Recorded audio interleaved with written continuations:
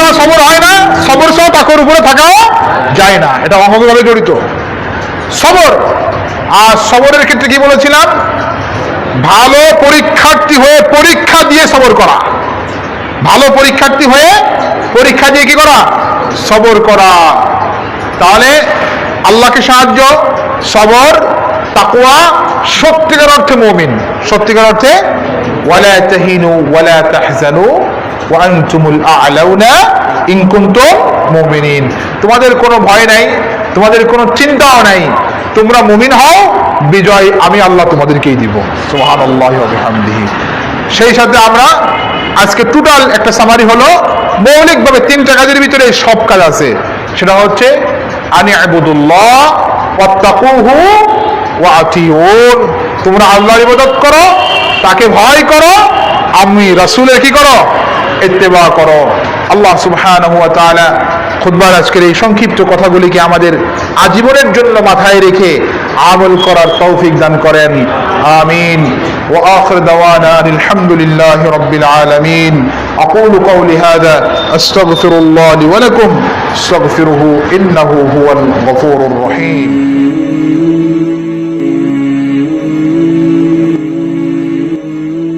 نستعينه ونستغفره ونؤمن به ونتوكل عليه ونعوذ بالله من شرور أنفسنا ومن سيئات أعمالنا. من يهده الله فلا مضل له ومن يضلل فلا هادي له. وأشهد أن لا إله إلا الله وحده لا شريك له. وأشهد أن محمدا عبد الله ورسوله أرسله بالحق بشيرا ونذيرا وداعيا إلى الله بإذنه وسراجا منيرا. أما بعد، فإن خير الحديث كتاب الله وخير الهدي هدي محمد صلى الله عليه وسلم وشر الأمور محدثاتها وكل محدثة بدعة وكل بدعة ضلالة وكل ضلالة في النار. وقال الله سبحانه وتعالى في كلامه المجيد وفرقانه الحميد: أعوذ بالله من الشيطان الرجيم. إنا أرسلنا نوحا إلى قومه أن أنذر قومك من قبل أن يأتيهم عذاب أليم. قال يا قوم إني لكم نذير مبين أن اعبدوا الله واتقوه وأطيعون. وقال الله سبحانه وتعالى أيضا: وكان حقا علينا نصر المؤمنين. صدق الله المولانا العظيم. عباد الله، أوصي نفسي وإياكم بتقوى الله. আমি আমাকে এবং আপনাদেরকে আল্লাহ সুবহানাহু ওয়া তাআলার ব্যাপারে তাকওয়ার নীতি অবলম্বন করার জন্য পরামর্শ দিচ্ছি। অতঃপর আল্লাহ সুবহানাহু ওয়া তাআলার দরবারে আমরা শুকরিয়া জ্ঞাপন করছি যে মহান মনিব আল্লাহ সুবহানাহু ওয়া তাআলা আমাদেরকে অন্যান্য জুমার ন্যায় আজকে সালাতুল জুমা আদায়ের লক্ষ্যে আল্লাহ পাকের ঘরে এসে অবস্থান করার তৌফিক দান করেছেন। শুকরিয়া আদায় করছি আলহামদুলিল্লাহ। দুরূদ ও সালাম পেশ করছি মানবতার কল্যাণের নবী সাইয়্যিদুল মুরসালিন ওয়া খাতামুন নবিয়্যিন রাসূল আকরাম সাল্লাল্লাহু আলাইহি ওয়াসাল্লামের উপর। আল্লাহুম্মা সাল্লি আলাইহি আল্লাহুম্মা বারিক আলাইহি। মুসাল্লিয়ান ইকরাম, আমরা একটা গুরুত্বপূর্ণ বিষয়ে কথা বলতেছিলাম, সেটি হলো যে মুমিনদের বিজয় পাওয়ার মাধ্যম কি হবে, মুমিনদের বিজয় কিভাবে আসবে, মুমিনদের বিজয়ের যে আসবাবগুলি, যে কাজগুলি করলে মুমিনরা বিজয় পাবে, এই সংশ্লিষ্ট আলোচনা আমরা গত জুমাতে করতেছিলাম। মৌলিকভাবে প্রত্যেক নবী রাসূলদের যে কাজগুলি ছিল, প্রত্যেক উম্মাতুর রাসূলদের যে কাজগুলি ছিল, অর্থাৎ রাসূলদের উম্মাতের যে কাজগুলি ছিল, মৌলিকভাবে এই কাজগুলি করলেই আল্লাহ তাআলা আমাদেরকে বিজয় দান করবেন। এই কাজগুলির মাধ্যমেই যুগে যুগে নবী আলাইহিমুসসালাতু ওয়াসসালামগণ এবং তাদের উম্মতেরা বিজয় পেয়েছেন। আর আল্লাহ সুবহানাহু ওয়া তাআলার ওয়াদা হলো যারা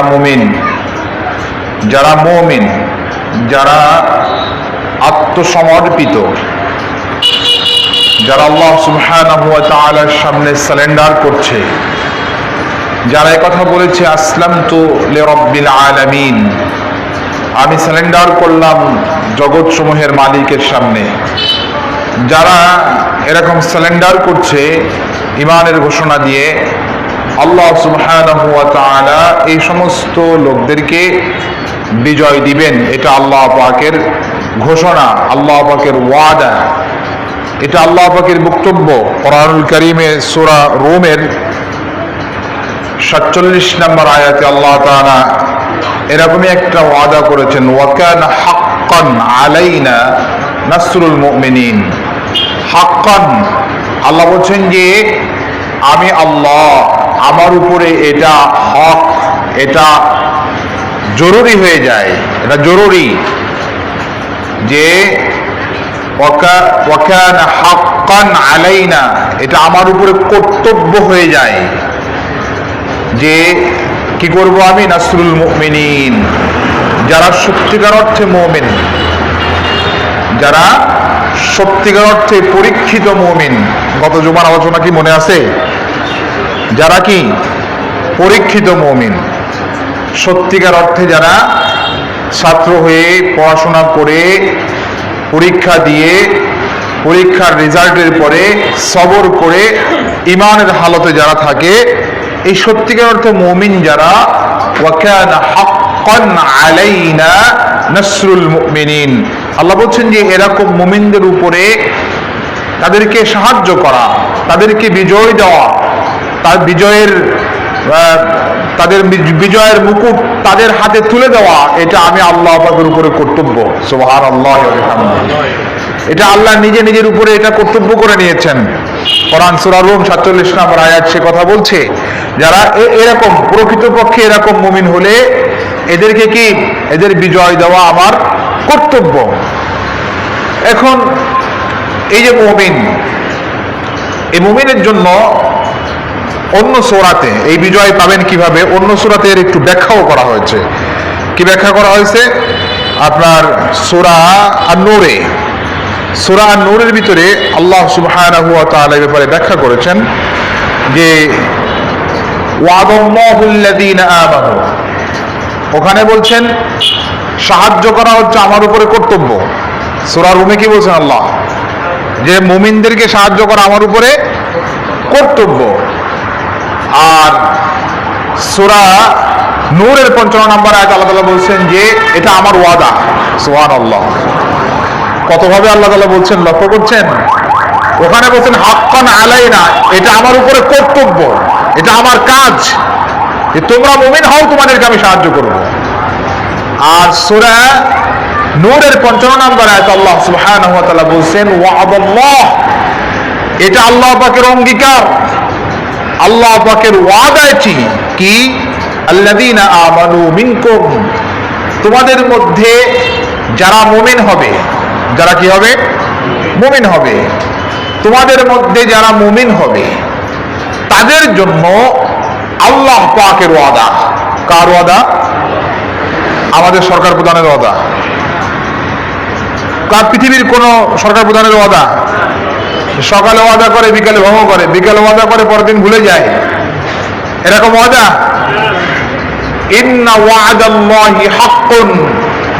কোরআন আবার এটা ব্যাখ্যা করছে অন্য আয়াতে যে শোনো, আমি আল্লাহর ওয়াদা, এটা হক, তোমরা যা বলো আর যা করো আমার ওয়াদার থেকে বিন্দু পরিমাণ এদিক ওদিক হয় না। আমার যে ওয়াদার সিদ্ধান্ত, যে সিদ্ধান্তের কথা আমি জানিয়ে দিয়েছি, এটা করবই, এটা নিশ্চিত। আর তোমরা পাওয়ার যোগ্য কিনা এটা চিন্তা করো। তোমরা আমার এই ওয়াদা বাস্তবায়ন যে আমি করব, যাদের উপর আমার ওই ওয়াদাকে আমি প্রতিফলিত করব, সেই বান্দা তোমরা হইছো কিনা, সেই মুমিন তোমরা কিনা। ইন্না ওয়া'দাল্লাহ, যে আল্লাহ পাকের ওয়াদা, ওয়াদাল্লাহু আল্লাযীনা আমানু মিনকুম, আল্লাহর এই ওয়াদা সবার উপরে না, আল্লাযীনা আমানু মিনকুম, তোমাদের সবার জন্য আমার ওয়াদা না, তোমাদের ভিতরে যারা ঈমান আছে তাদের জন্য আমার ওয়াদা। আল্লাহ পাকের এই ওয়াদা যদি এটা আমরা ঐতিহাসিকভাবে প্রুভ করতে যাই তাহলে আপনি অবাক হবেন। বদরের ময়দানে মুসলিমদের পক্ষে সৈন্য সংখ্যা কত ছিল? 306, মতান্তরে 313, এটা ইখতিলাফ আছে, প্রসিদ্ধ মত 313। কুফফারদের শক্তি কত ছিল? পাওয়ার মানে তাদের সৈন্য সংখ্যা 1000-এর উপরে।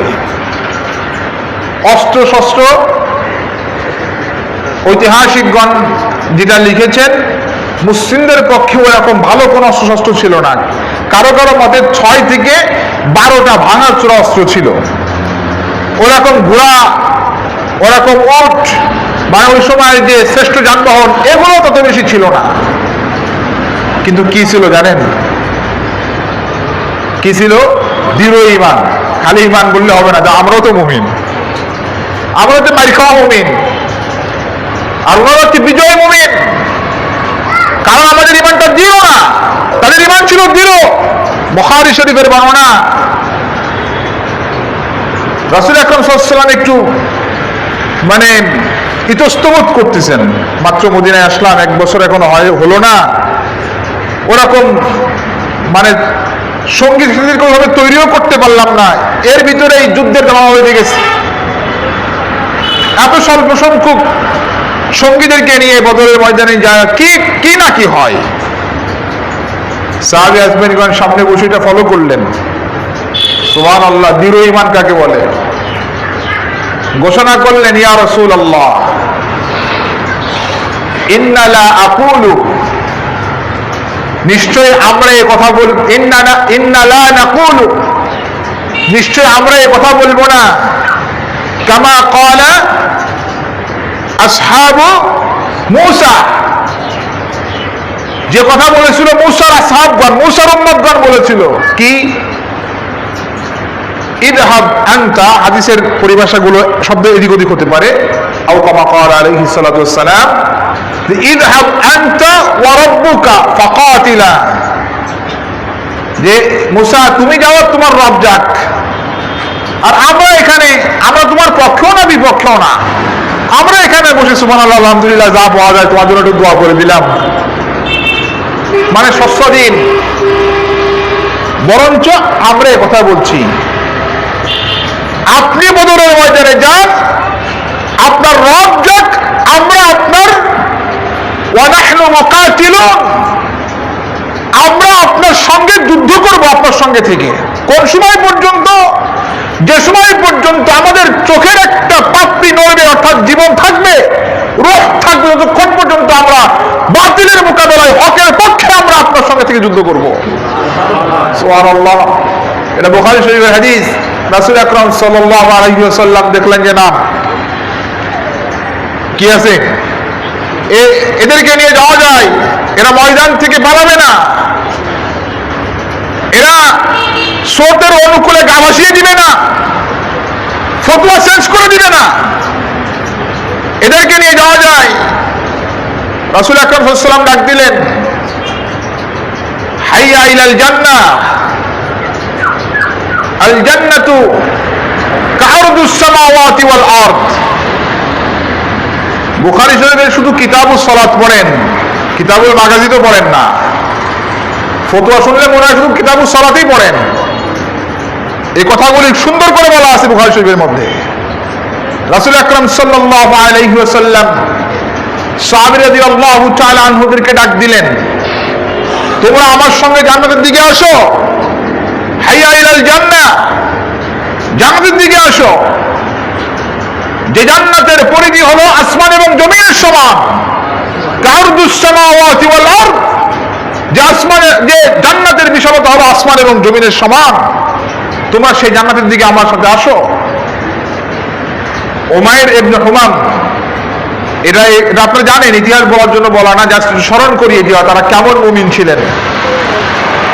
হাতের ভিতরে খেজুর খাচ্ছিলেন, খেজুর খেজুর। তিনি এটা শুনে বললেন, বাহ বাহ, এটা আরবদের একটা আঞ্চলিক পরিভাষা। এর অর্থ হলো, কি আশ্চর্য কথা, কি চমৎকার কথা যে আমরা রাসূল আকরাম সাল্লাল্লাহু আলাইহি ওয়াসাল্লামের সঙ্গে বদরের ময়দানে অবস্থান করলাম, জান্নাতি হব। কি চমৎকার কথা এটা। পরমাবিহীন ওমর হাতের শেষ খেজুরটা খাওয়া পর্যন্ত অপেক্ষা করলেন না, তিনি হাতের খেজুরগুলোকে দূরে নিক্ষেপ করলেন। হয়তো ওমর অংশগ্রহণ করলেন, এর আগে কিছু কথা বললেন, আমি যদি আমার হাতের শেষ খেজুরটা খাওয়া পর্যন্ত অপেক্ষা করি, তাহলে এটা আমি খুব হারে হারে টের করতে পারছি যে আমার থেকে আমার জান্নাত বহু দূরে চলে যাচ্ছে। এটা ঈমান, এটা ঈমান। তিনি যুদ্ধের ময়দানে অংশগ্রহণ করলেন, অগণিত কুফফারকে জাহান্নামে পাঠালেন, নিজে শাহাদা বরণ করলেন। রাসূল আকরাম সাল্লাল্লাহু আলাইহি ওয়াসাল্লাম জানাজার জন্য হয়তো উমাইরের পাশে দাঁড়ালেন। ফাঁক দিয়ে আরেকজন সাহাবী রাদিয়াল্লাহু আনহু এসে বলছেন, ইয়া রাসূলুল্লাহ, এই লোকের সংলাপ তো আপনি শোনেন নাই, আমি শুনছি। কি সংলাপ? এই যুদ্ধের ময়দানে যখন আপনি আমাদেরকে আহ্বান করছিলেন, হাইয়া ইলাল জান্নাহ, তোমরা আমার সঙ্গে জান্নাতের দিকে আসো, ও নিজে নিজে সংলাপ শুরু করছিল তার হাতের খেজুরের সাথে। কি সংলাপ? যে হাতের শেষ খেজুরটা খাওয়া পর্যন্ত আমি অপেক্ষা করলে আমি টের করতে পারছি জান্নাত আমার থেকে অনেক দূরে সরে যাচ্ছে। এই কথা বলে সে শেষ খেজুরটা পর্যন্ত খায়নি, সে দূরে নিক্ষেপ করে আপনার ডাকে আল্লাহ পাকের জমিনে আল্লাহ পাকের কালিমাকে বুলন্দ করার জন্য অংশগ্রহণ করেছে। আমার দেখাই সে অসংখ্য কাফিরকে জাহান্নামে পাঠিয়ে দিয়েছে। রাসূল আকরাম সাল্লাল্লাহু আলাইহি ওয়াসাল্লাম বললেন, তার লাস্টার দিকে ইশারা করে বললেন, ইন্নাকা আহলাহা ইয়া উমাইর, ও উমাইর, তুমি সেই জান্নাতের অধিবাসী যে জান্নাতের অন্বেষা, জান্নাতের চাওয়া তোমাকে বদরের ময়দান পর্যন্ত পৌঁছে দিয়েছিল। সুবহানাল্লাহি ওয়া বিহামদিহি। তাহলে আমরা যদি মুমিন হতে পারি, আল্লাহ বলছেন কি, এটা আমার ওয়াদা। ওয়াদাল্লাহুল্লাযীনা আমানু মিনকুম, তোমাদের জন্য, তোমাদের মধ্যে যারা মুমিন তাদের জন্য আমার ওয়াদা। ওয়ামিলুস সালিহাত, এবং যারা আমলে সালেহ করে, লা ইস্তাখলিফান্নাহুম ফিল আরদি, তাদেরকে আমি এই জমিনের কর্তৃত্বের আসল, আল্লাহ পাকের এটা ওয়াদা। ওখানে বলছেন শাহের হাতে ছিল, বিজয় তাদের হাতে ছিল। ইতিহাস পড়ুন, উসমানী খেলাফতের শেষ সময় পর্যন্ত দেখেন, সারা পৃথিবীতে মুসলিমদের সংখ্যা খুব বেশি ছিল না, কিন্তু সব জায়গায় মুসলিমদের বিজয় ছিল। কারণ তারা আমাদের মতন মুমিন ছিল না, অল্পতে ইমান বিক্রি করে দেওয়া মুমিন। তারা ইমানকে বিক্রি করেনি, ইমানের উপরে তারা অটল ছিল, অবিচল ছিল।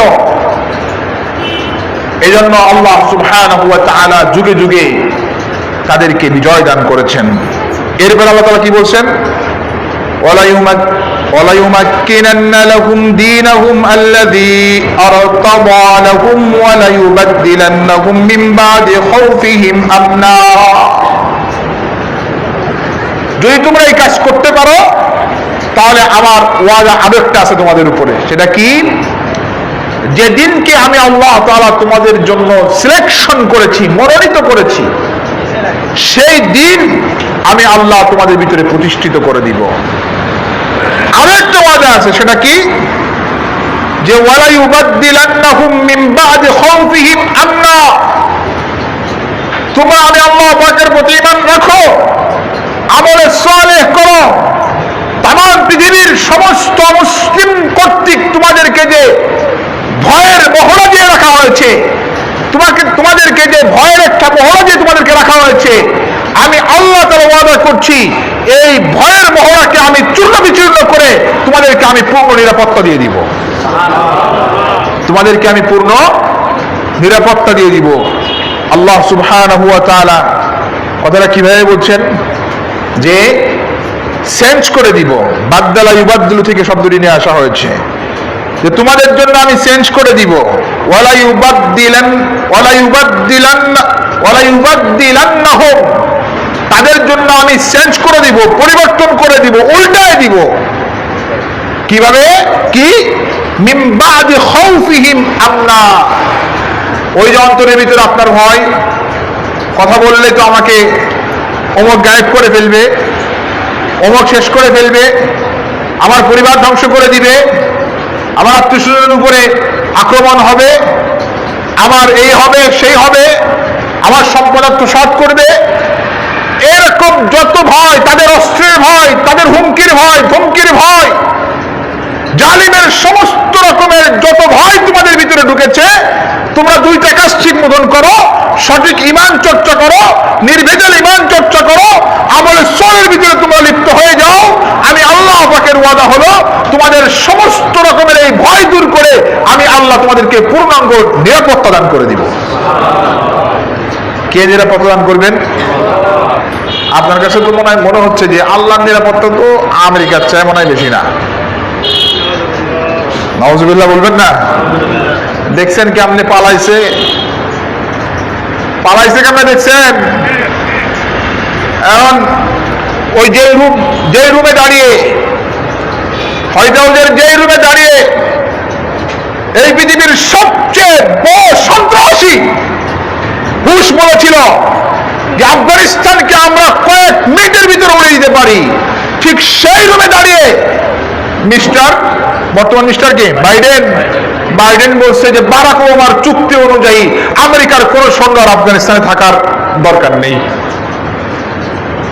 মারির উপরে ওষুধ নাই। আর আপনারা বুঝেন না কথা, মারির উপরে কি নাই? মারির উপরে ওষুধ নাই। ইমান ঠিক রেখে শুধু মার দেন। ইসলাম আপনাকে শুধু মার খেতে বলেনি,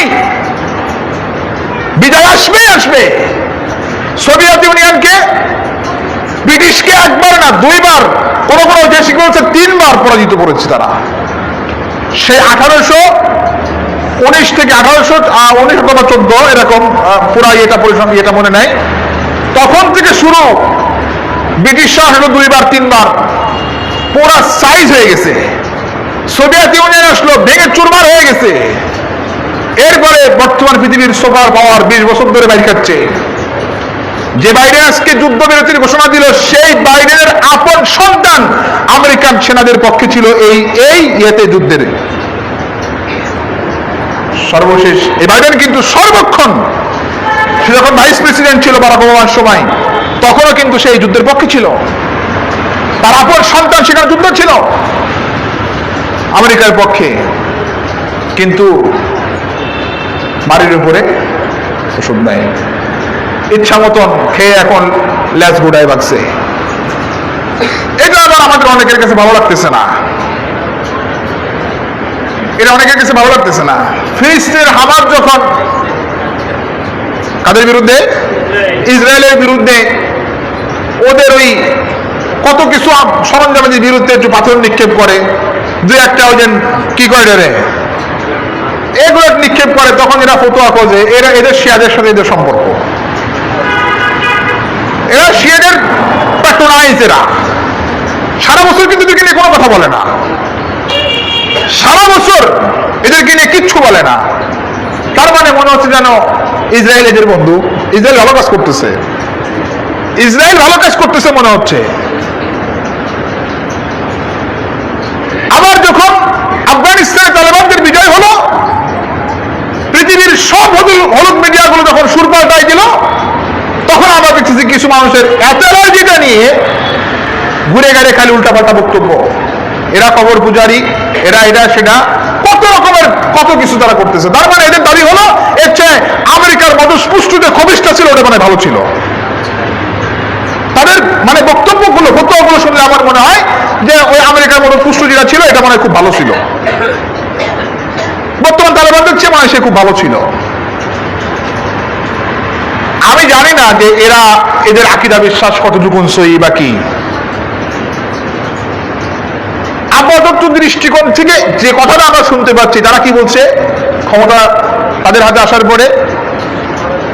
তারা বলতেছে এই কথা যে আমরা শরিয়া আইন বাস্তবায়ন করব। শরিয়া আইন মানে কি? ইসলামী শরিয়া আইন। তাহলে আমরা একটু অপেক্ষা করি, 2-6 মাস দেখি, এরপরে আমরা ফতোয়াগুলো দেই যে আসলে তারা কবর পূজারি কিনা, তারা আসলে ইসলামী শরিয়া চায় কিনা, না তাদেরকে চীন আনছে, তাদেরকে আমেরিকা আনছে। একটু সময় দেই। এতদিন পরে যুগকে যুগ ধরে আমেরিকা শোষণ করতেছে, শাসনের নামে শোষণ করতেছে, তাতে কোনো সমস্যা নাই।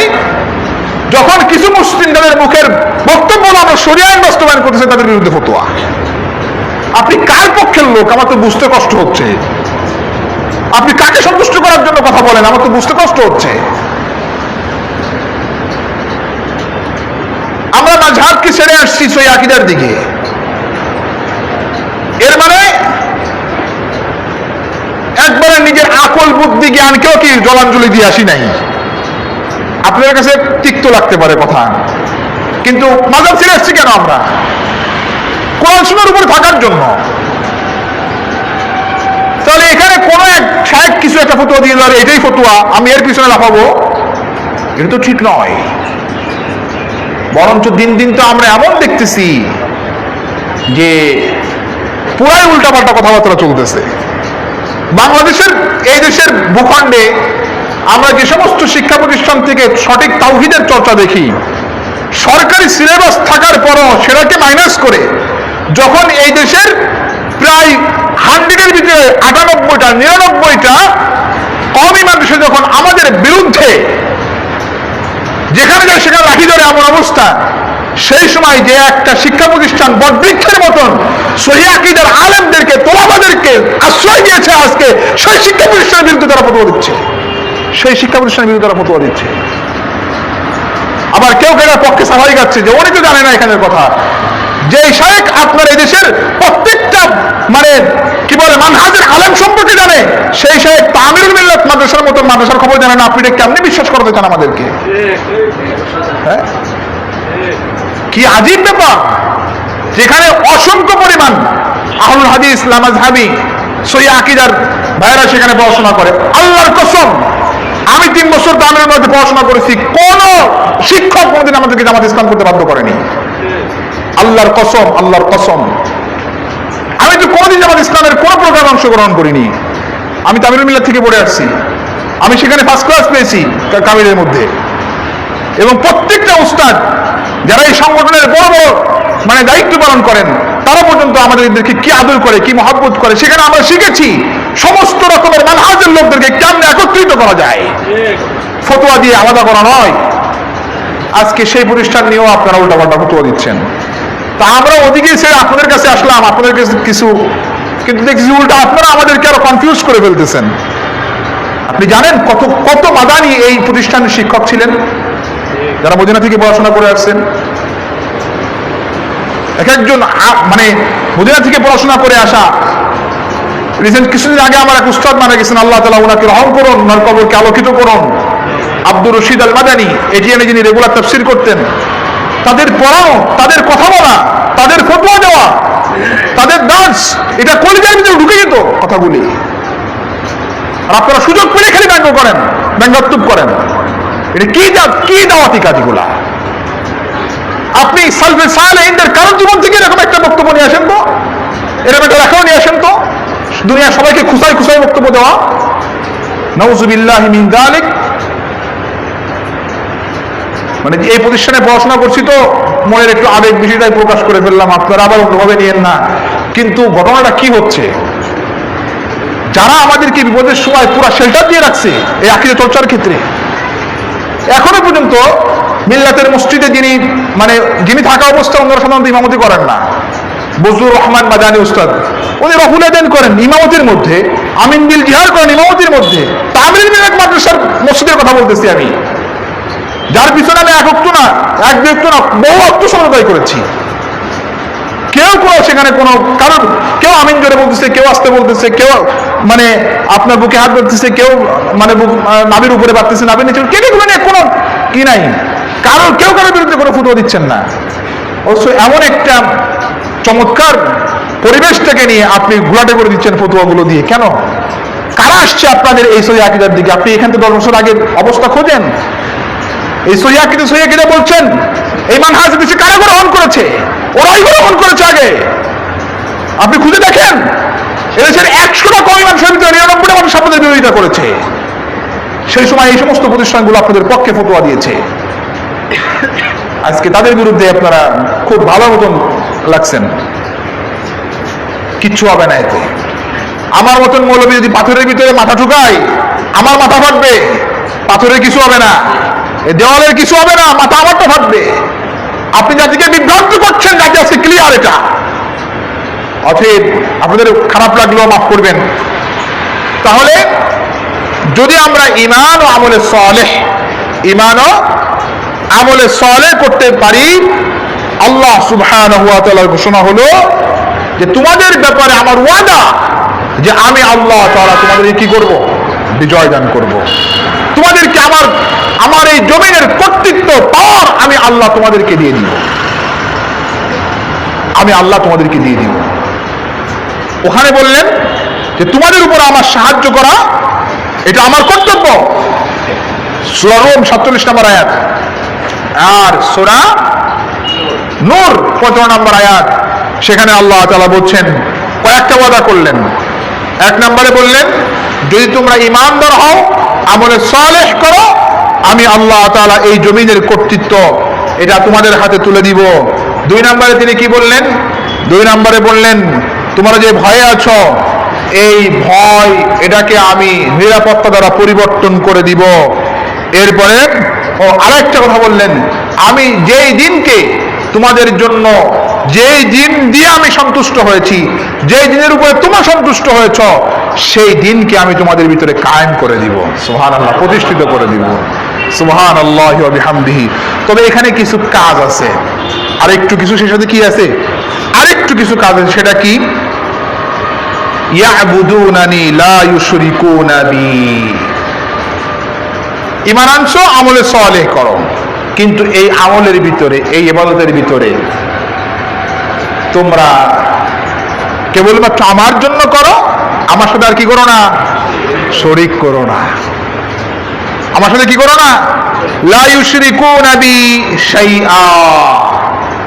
এই কাজ করার ক্ষেত্রে যে আমলে সালেহ মানে নেক কাজ, নেক আমল, এই আমলগুলি করার ক্ষেত্রে আমি আল্লাহ সুবহানাহু ওয়া তাআলার সাথে আর কাউকে কি করো না? অংশীদার সাব্যস্ত করো না। তোমাদেরকে এরকম ওয়াদা দিলাম, জানালাম, এই সমস্ত বিষয় আমি দিব। এরপরও আমান কাফারা বা'দা যালিক, তোমাদেরকে এই সমস্ত বিষয়ে অবগত করে দেওয়ার পরেও যারা আমি আল্লাহ পাকের এই হুকুম আকাম থেকে মুখ ঘুরায় নাই, কুফরি করে, নিশ্চয়ই ফাউলাইকা হুমুল ফাসিকুন, ওরা হচ্ছে পাপিষ্ঠ। ওরা কি? ওরা পাপিষ্ঠ। ওদের সাথে চলো না, ওদের পিছনে চলো না, ওরা পাপিষ্ঠ। আমার এই সমস্ত বিষয় ক্লিয়ার তোমাদেরকে জানাই দেওয়ার পরেও যারা এখান থেকে মুখ ঘোরায় নাই, এই বিধান থেকে মুখ ঘোরায় নাই, কুফরি করে বিধানের সাথে, তোমরা ওদের সাথে চলো না। তাহলে এখানে মৌলিকভাবে আমরা দুটো কাজ পেলাম, আর এই কাজ করতে গিয়ে আর একটা নিষেধ পেলাম। সেটা কি? যে আমার এই কাজ করতে গিয়ে তোমরা কি করবে না? শরীক করবে না। এই কথাগুলিকে মৌলিক 3টা কথার ভিতরে আল্লাহ সুবহানাহু ওয়া তাআলা সূরা নূহের ভিতরে খুব চমৎকার ভাবে আল্লাহ তাআলা এটা উল্লেখ করে ধরেছেন। কিভাবে? আমরা কয়েক মিনিটের ভিতরে ইনশাআল্লাহ শেষ করব। ইন্না আরসালনা নূহান ইলা কওমিহি আন আনযির কওমাকা মিন ক্বাবলি আন ইয়াতিয়াহুম আযাবুন আলীম। ইন্না আরসালনা নূহান, আল্লাহ তাআলা বলছেন আমি নূহকে প্রেরণ করলাম, ইলা কওমিহি, তার কওমের কাছে, আন আনযির কওমাকা, নূহকে আমি কাজ দিয়ে দিলাম, তুমি সতর্ক করো, তোমার কওমের লোকদেরকে তুমি সতর্ক করো, মিন ক্বাবলি আন ইয়াতিয়াহুম আযাবুন আলীম, তাদের কাছে পীড়াদায়ক শাস্তির, চূড়ান্ত শাস্তির সময় আসার পূর্বে তুমি তাদেরকে কি করো? তাদেরকে তুমি সতর্ক করো, সেন্সিয়ার করো, তাদেরকে ভয়ানক শাস্তির ব্যাপারে জানাও। কারণ আল্লাহ সুবহানাহু ওয়া তাআলা কখনো আযাবে আপনাকে আমাকে, এই দুনিয়ার ভিতরে কোনো আযাবে আপনাকে আমাকে কি করবেন না, ফেলবেন না এর আগে সতর্ক না করে। সতর্ক বাণীগুলো সব কোরআনের ভিতরে আছে। সময়ের প্রেক্ষাপটে যারা উলুল আলবাব, তারা কোরআনের এই আয়াতগুলিকে সময়ের প্রেক্ষাপটে এগুলো বুঝে বুঝে বয়ান করেন। যেমন গত 3-4 বছর যাবৎ মুফতি কাজী ইব্রাহিম সাহেব এই আয়াতগুলি নিয়ে, হাদিসগুলি নিয়ে বারবার বলতেছে। অনেকেই ট্রল করেছেন, আমি কখনো ট্রল করি নাই। উনি আলেম, আমি তলবে আলেম, আমার সামান্য পড়াশোনায় মনে হয়েছে যে না, উনি যা বলতেছেন এটা ঘটার সম্ভাবনা আছে, হাদিস সে কথা বলে। বহুত আলেমরা ওনাকে নিয়ে ট্রল করেছেন। আজকে দেখতে পাচ্ছেন একটা করে সব ওনার এই হাদিসের বক্তব্যগুলো মিলে যাচ্ছে, কোরআনের আয়াতের ব্যাখ্যাগুলো মিলে যাচ্ছে। সুবহানাল্লাহ। তাহলে কোন জাতিকে ধ্বংস করার আগে তাকে সতর্ক করা, আর সমস্ত নবীদের কাজ ছিল জাতিকে সতর্ক করা। কেউ কারোর উপরে কি ছিল না, খবরদারি করতেন না, সতর্ক করতেন। ইন্না আরসালনা শাহিদাও ওয়া মুবাশশিরা ওয়া নাযীরা। শাহিদ, মুবাশশির, নাযীর। মুবাশশির সুসংবাদ দাও, সুসংবাদদাতা হিসেবে তোমাকে পাঠানো হয়েছে। নাযীরা, তোমাকে বিধি প্রদর্শনকারী হিসেবে পাঠানো হয়েছে, খবরদারি করার জন্য না। যে মানল সে সফল কাম হলো, যে মানল সে ব্যর্থ হলো। অতএব এরপরে নূহ আলাইহিস সালাম কি বললেন? ক্বালা ইয়া কওমি, তিনি বললেন আমার কওম, ইন্নী লাকুম নাযীরুম মুবিন, তোমাদেরকে আমি মারবো না, ধরবো না, তবে তোমাদের কাছে আমি সুস্পষ্ট একজন সতর্ককারী মাত্র। সুস্পষ্ট একজন সতর্ককারী মাত্র, আমি সতর্ক করার জন্যই আসছি। আল্লাহ তাআলা তোমাদের কাছে আমাকে একজন সতর্ককারী হিসেবে পাঠিয়েছেন। আমি তোমাদেরকে মৌলিক 3টা বিষয়ের কথা বলছি। কি? আনি ইবুদুল্লাহ, 1 নাম্বার কাজ, ইবাদত করতে হবে কার? 2 নাম্বার ওয়াত্তাকুহু, আল্লাহকে ভয় করো। 3 নাম্বার ওয়া আতিউন, তোমরা আমার ফলোয়ার হও, আমার অনুসরণ করো, আমার ইত্তেবা করো, আমার দেখানোর পথে চলো। সূরা নূহ। 3টা কাজ। কোন জাতি যখন এই 3টা কাজ করবে, 1 নাম্বার ইবাদত করবে কেবলমাত্র আল্লাহর, এটা ব্যাপক একটা বক্তব্য, আমি শুধু সামারিটা বলছি। আর জুমার খুতবা আসলে ব্যাপক বক্তব্য দেওয়ার সুযোগ থাকে না, মূল কথাগুলো বুঝে নিতে হয়। 1 নাম্বার কাজ হচ্ছে সর্ব অবস্থায় ইবাদত করতে হবে কার জন্য? আল্লাহর জন্য। 2 নাম্বার ওয়াত্তাকুহু, তোমরা যেখানে থাকো, যে অবস্থায় থাকো, কার ভয় রাখবে? আল্লাহর ভয় রাখবে। এখানে বিষয় প্রসঙ্গিক একটা কথা চলে আসছে, তাই বলছি।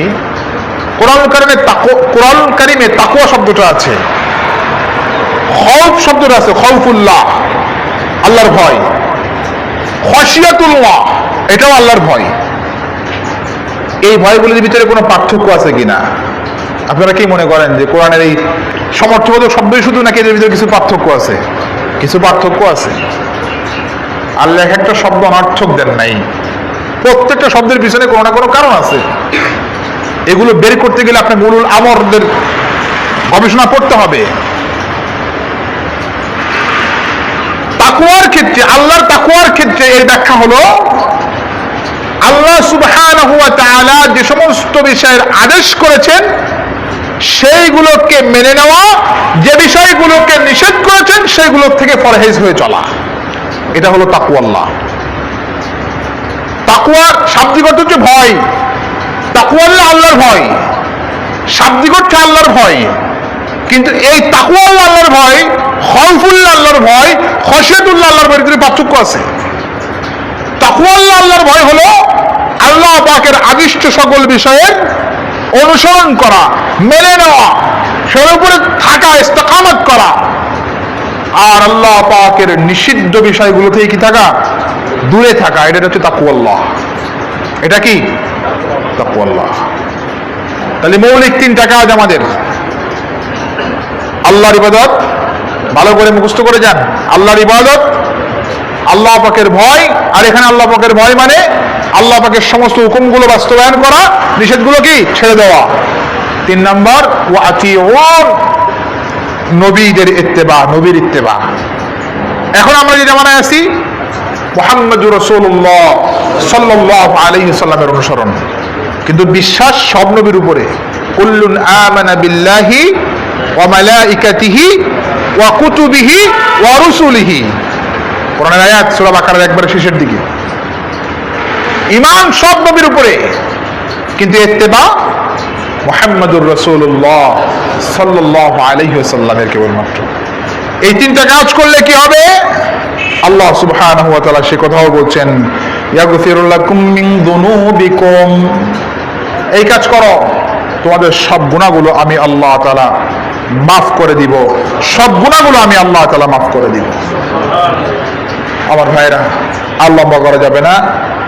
তাহলে আল্লাহ পাকের সাহায্য পাওয়ার জন্য আমরা মৌলিকভাবে যেই কাজগুলি গত জুমায়, এই জুমায় পেলাম, 1 মিনিটে সামারিটা বলে দিই। গত জুমাতে যে বিষয়ের প্রতি বেশি গুরুত্ব দিয়ে কথা বলেছিলাম, আল্লাহ পাকের সাহায্য পাওয়ার জন্য, বিজয় পাওয়ার জন্য, আল্লাহ তাআলা সেখানে কি বলছেন? ইন তানসুরুল্লাহ ইয়ানসুরুকুম, তোমরা যদি আমাকে সাহায্য করো, আমি আল্লাহ তোমাদেরকে সাহায্য করব। আল্লাহকে সাহায্য করতে হবে। আল্লাহ সাহায্যের ব্যাখ্যা গত জুমায় বলেছিলাম। 2 নম্বর সবর। 2 নম্বর কি? সবর। সবর, তাকওয়ার উপরে থাকতে গেলেও সবর লাগে।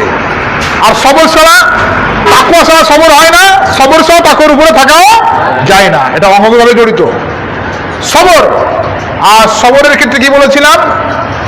ভালো পরীক্ষার্থী হয়ে পরীক্ষা দিয়ে সবর করা। ভালো পরীক্ষার্থী হয়ে পরীক্ষা দিয়ে কি করা? সবর করা।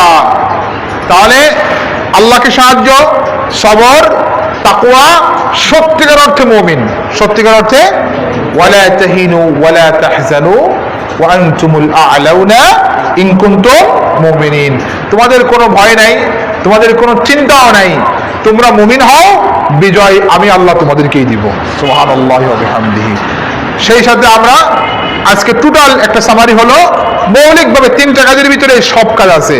সেটা হচ্ছে আনি'বুদুল্লাহ ওয়াত্তাকুহু ওয়া আতিউন, তোমরা আল্লাহর ইবাদত করো, তাকে ভয় করো, আমি রাসূলের কি করো? ইত্তেবা করো। আল্লাহ সুবহানাহু ওয়া তাআলা খুতবার আজকের এই সংক্ষিপ্ত কথাগুলিকে আমাদের আজীবনের জন্য মাথায় রেখে আমল করার তৌফিক দান করেন। আমিন। ওয়া আখির দাওয়ানা আলহামদুলিল্লাহি রাব্বিল আলামিন। আকুলু কওলি হাযা আস্তাগফিরুল্লাহ লি ওয়া লাকুম আস্তাগফিরুহু ইন্নাহু হুয়াল গফুরুর রহিম।